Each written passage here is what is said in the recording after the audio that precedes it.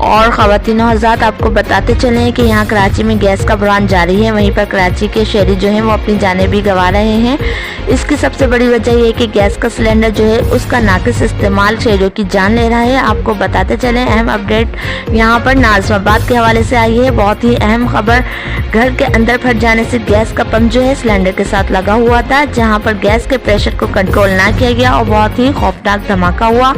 جس کے نتیجے میں گھر کے 4 افراد شدید زخمی ہوئے ہیں اور ان کو مقامی اسپتال منتقل کیا گیا ہے۔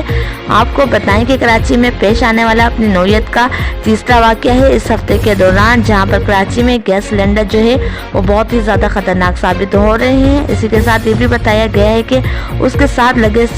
سیکشن پمپ جو کہ دوسری جانب سلنڈر کا استعمال نہ ہو رہا ہو اور پمپ کا استعمال ہو رہا ہو، وہ بھی بہت ہی زیادہ خطرے کا باعث بنے ہیں۔ آپ کو بتا رہے ہیں اہم اپڈیٹ میں